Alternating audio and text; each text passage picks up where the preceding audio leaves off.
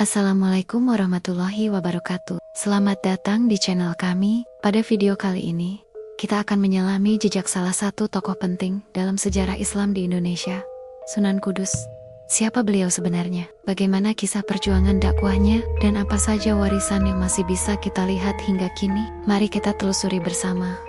Dalam kisah penuh hikmah dan sejarah ini, Sunan Kudus memiliki nama asli Jafar Shadiq. Beliau adalah putra dari Sunan Ngudung dan Syarifah, cucu dari Sunan Ampel. Sunan Kudus lahir pada awal abad ke-16, diperkirakan sekitar tahun 1500 Masehi. Sejak kecil, Jafar Shadiq telah menunjukkan kecerdasan dan ketekunan dalam menuntut ilmu. Ia mempelajari ilmu agama dari ayahnya, serta para wali lainnya yang tergabung dalam Wali Songo. Ia juga memperdalam ilmu tasawuf, fikih, dan bahkan ilmu ketentaraan. Konon beliau pernah menuntut ilmu ke berbagai wilayah, bahkan hingga ke Timur Tengah, dan dikenal sebagai sosok yang cerdas, bijaksana, serta memiliki wawasan luas dalam berdakwah. Setelah dewasa, Jafar Shadiq mulai aktif dalam menyebarkan ajaran Islam.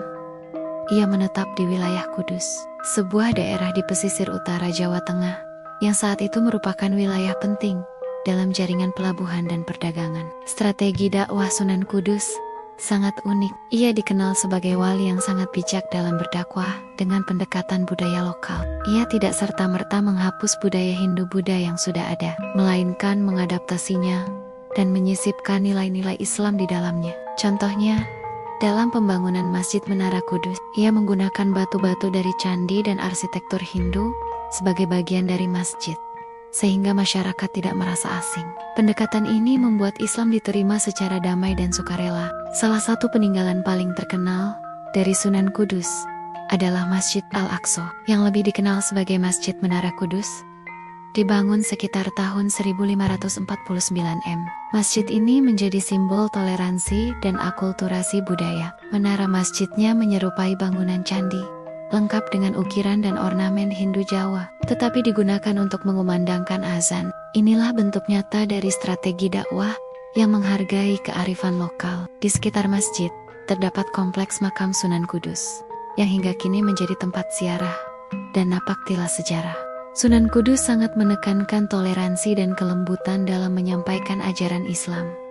Salah satu contoh paling terkenal adalah kebijakan beliau melarang umat Islam menyembelih sapi di wilayah Kudus sebagai bentuk penghormatan terhadap umat Hindu yang menganggap sapi sebagai hewan suci. Kebijakan ini menjadi simbol toleransi beragama dan menjadi warisan etika dakwah yang sangat berharga. Dakwah bukan tentang menghapus budaya, melainkan membangun jembatan antar keyakinan dengan damai. Selain sebagai ulama, Sunan Kudus juga dikenal sebagai ahli strategi militer dan pernah menjabat sebagai panglima perang di Kesultanan Demak pada masa Sultan Prawoto. Beliau berperan besar dalam mempertahankan Islam dari ancaman Portugis dan ekspansi kerajaan-kerajaan non-Muslim. Kepemimpinannya yang tegas namun bijaksana menjadikan beliau sosok yang disegani baik oleh rakyat maupun bangsawan. Sunan Kudus juga dikenal sebagai pengajar ilmu tauhid, fikih, dan akhlak. Ia mendorong umat untuk tidak hanya memahami Islam secara tekstual,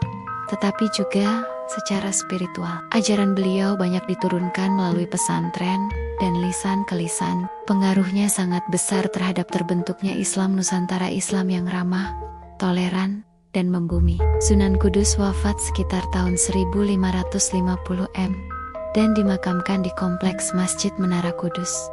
Hingga kini, makam beliau tidak pernah sepi dari peziarah yang ingin mengenang jasa dan mengambil berkah dari perjuangannya. Warisan beliau tidak hanya berupa bangunan, tetapi juga nilai-nilai dakwah, toleransi, dan budaya Islam yang menyatu dengan kearifan lokal. Sunan Kudus mengajarkan kita bahwa dakwah tidak selalu harus keras dan frontal. Kadang, dengan lembut, santun, dan menghormati budaya lokal, Islam justru lebih mudah diterima dan diamalkan. Semoga kita bisa meneladani perjuangan dan kebijaksanaan beliau. Terima kasih telah menyaksikan video ini. Jika Anda suka dengan konten seperti ini, jangan lupa untuk like, komen, dan subscribe. Sampai jumpa di episode selanjutnya. Wassalamualaikum warahmatullahi wabarakatuh.